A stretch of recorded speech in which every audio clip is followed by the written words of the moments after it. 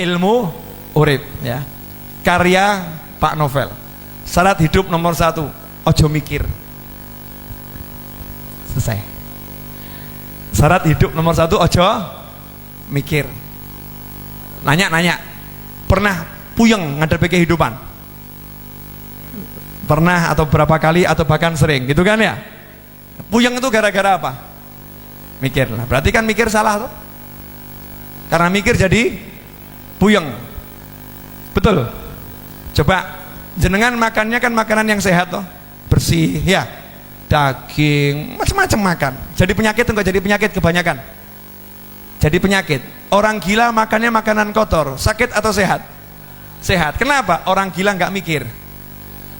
Betul kan? Tapi kalau kita mikir, tanya sama polisi, kasus kecelakaan di jalanan itu akibat orang gila atau orang yang mikir? Mikir. Kalau Anda ngebut, Anda tidak mikir mesti selamat. Tapi ngebut mikir, ragu-ragu nabrak. Ragu-ragu nabrak. Makanya orang gila nyebrang itu hampir nggak pernah ketabrak. Orang waras nyebrang banyak yang ketabrak. Kenapa? Orang gila nyebrang nggak pakai mikir. Mau nyebrang, nyebrang saja. Gila. Hasilnya, subhanallah, yang lain ngerem, yang lain menghindar, dia selamat. Karena dia nggak mikir. Nah, kenapa orang gila taat aturan Allah? Hidup jangan mikir. Kenapa jangan mikir? Karena sudah dipikirkan oleh Allah yang maha memikirkan. Ngapain ikut campur mikir? Jelas? Jadi apa? Ojo mikir. Lah penjabaran ojo mikir. Penjabarannya. 1, saya mau nanya. Saya kesini datang sendiri atau diundang saya? Diundang, betul. Begitu datang ditaruh di mana? Di sini atau dimasukkan kamar? Masukkan kamar, so istirahat. Betul kan ya? Disuguhin. Kenapa disuguhin? Karena saya diundang. Bapak Ibu diundang, ini di depan diundang, dikasih suguhan. Betul atau betul? Disiapkan kursi untuk duduk. Betul. Sekarang saya mau nanya, yang ngundang jenengan ke muka bumi siapa? Yang nempatkan saya di bumi ini siapa? Siapa yang nempatkan? Nah, kalau kita di sini aja dimuliakan sama yang ngundang, betul kan? Lah yang ngundang kita siapa? Nanya, yang ngundang kita siapa di muka bumi?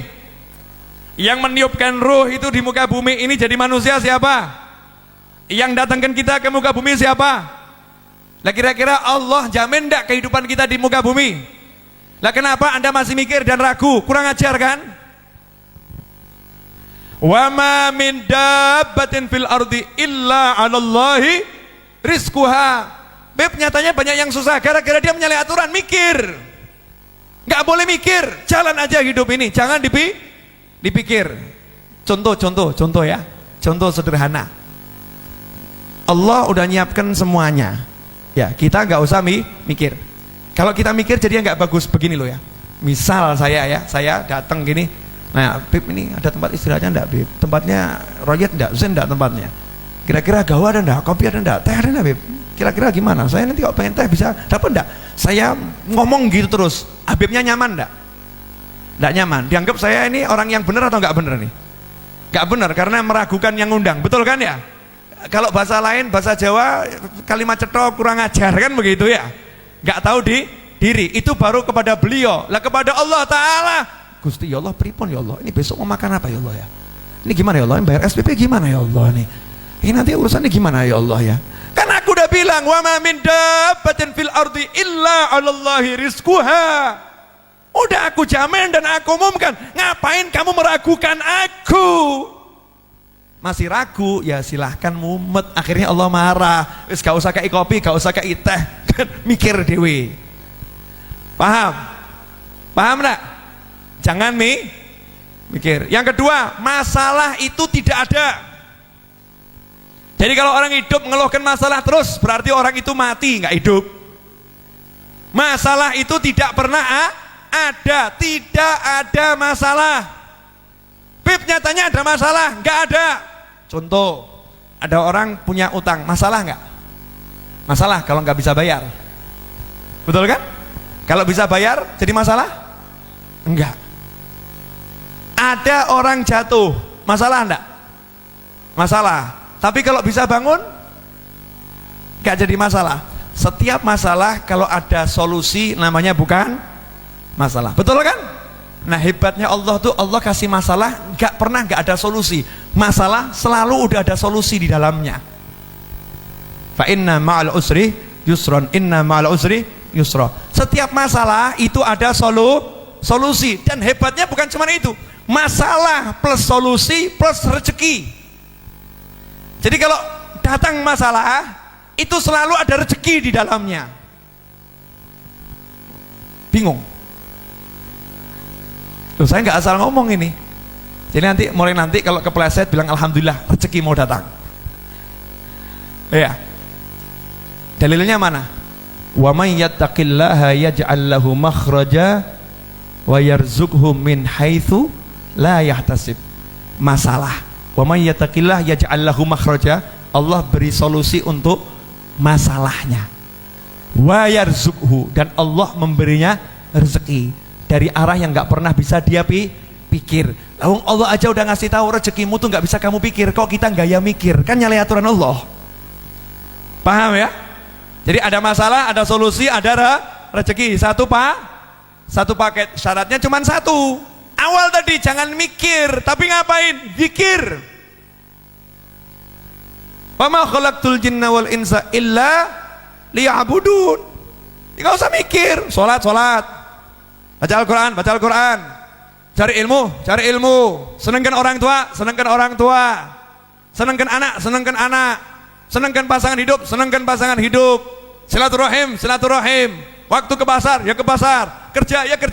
Jalani aja aturannya Allah. Enggak usah mikir, nanti sistemnya Allah yang akan kerja. Selesai masalah. Nah kita kan enggak, takwanya hilang, mikir masalah, mumetoh. Silahkan puyeng, silahkan pusing. Saya mau nanya, ini ilmu yang terakhir ini murah atau mahal? Murah, mau nggak bayar gratis kok ya? Nggak bayar gratis. Ya, jadi nggak usah dipikir dan masalah itu tidak ada masalah. Makanya orang-orang soleh nggak pernah merasa bermasalah. Apapun masalahnya nyantai aja dia. Kenapa? Oh yang ngasih masalah Allah kok, kita yang menyelesaikan, kan bodoh. Yang ngasih masalah siapa? Allah. Masa kita yang mau menyelesaikan? Bisa menyelesaikan masalah yang ngasih Allah. Baru masalah yang ngasih orang yang agak kuat aja kita bingung, gitu kan ya? Nah kalau masalah yang ngasih Allah bisa kita menyelesaikan? Gak bisa, ya biar Allah yang menyelesaikan. Biar Allah yang menyelesaikan. Sepele, simple, sederhana.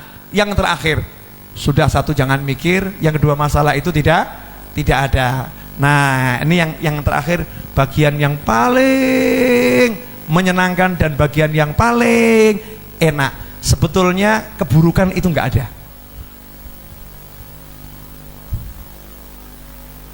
Kok lihat saya gak enak semua, kenapa nih? Buruk nggak enak itu nggak ada. Karena Allah nggak akan memberikan kita keburukan dan ketidakenakan, meskipun zahirnya buruk, gitu. Zahirnya nggak enak. Maka dikatakan al khair wasyarr bimasyiatillah.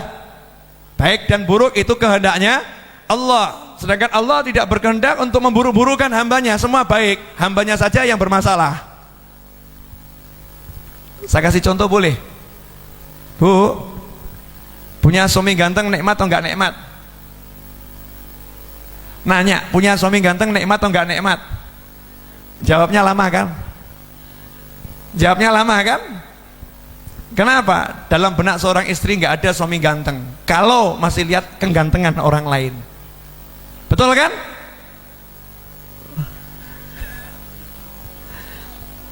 Seganteng-gantengnya suami Anda kalau lihat saya kalah ganteng. Misal gitu ya.